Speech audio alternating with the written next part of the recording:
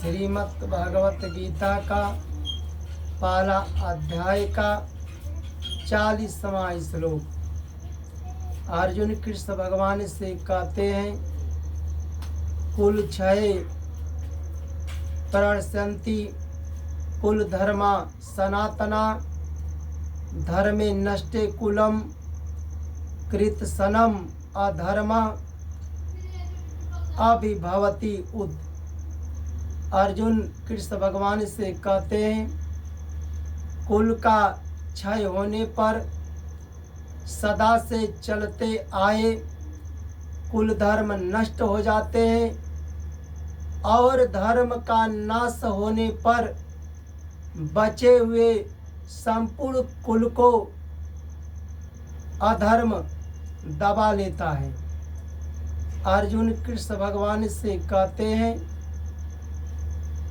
कि जहाँ युद्ध होता है, जिस परिवार में, कुल में, वंश में, खानदान में युद्ध होता है, तो कुछ लोग उस तरफ से रहते हैं और कुछ लोग इस तरफ से रहते हैं।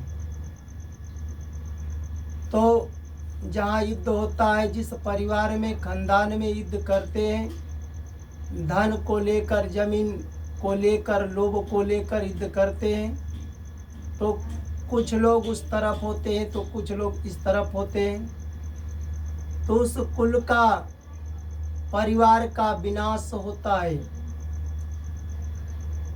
किसका विनाश होता है?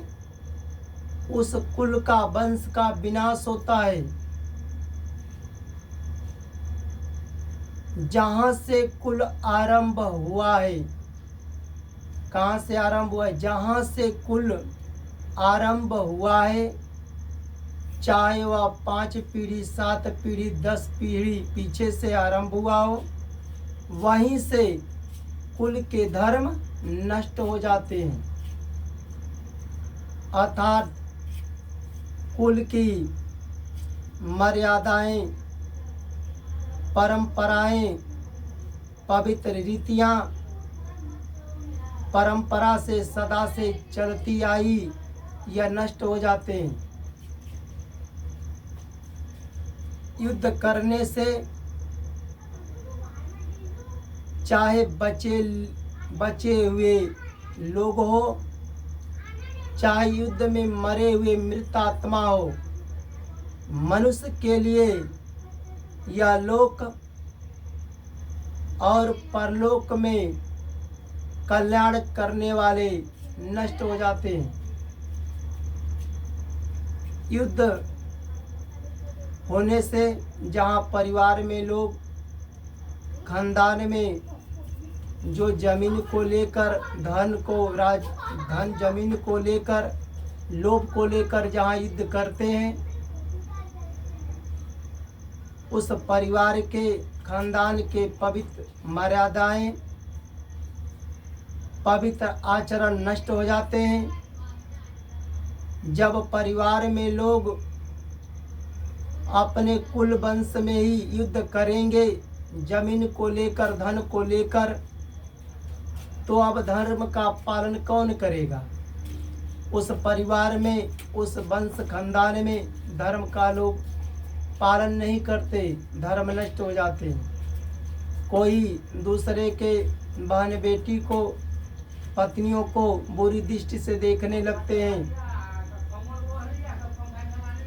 न करने लायक काम को लोग करते हैं, करने लायक काम को नहीं करते हैं।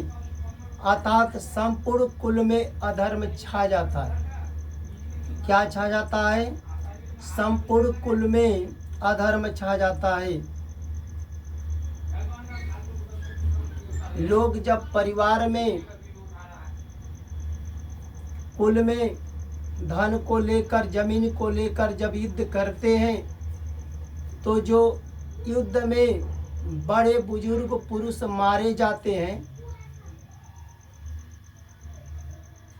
उस चाहे न मारे जाएं, तो जो युद्ध में धन दौलत, रुपया पैसा का बर्बादी होता है, चाहे लोग मारे जाते हैं, तो उन लोगों के सहारे जीने वाले, चाहे पत्नी हो, चाहे बहन हो, चाहे छोटे छोटे बाल बच्चे हों, उनका पालन पोषण कौन करेगा?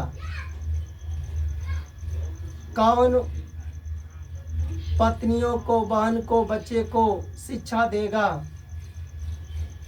जब लोभ को लेकर, धन जमीन को लेकर जब युद्ध करके मर जाएंगे तो उस परिवार का भरण पोषण कौन करेगा?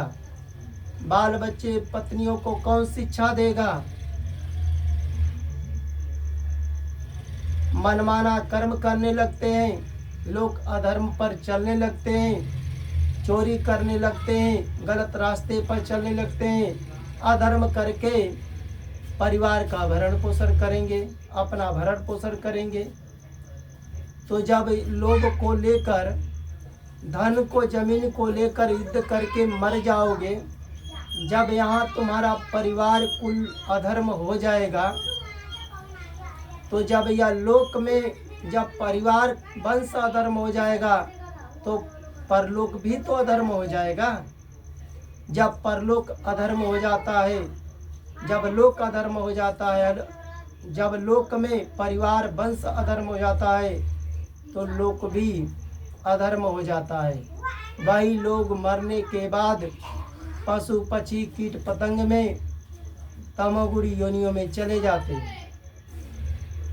इसलिए परिवार में, कुल में, खानदान में लोभ को लेकर, धन को लेकर, जमीन को लेकर परिवार में, खानदान में युद्ध नहीं करना चाहिए।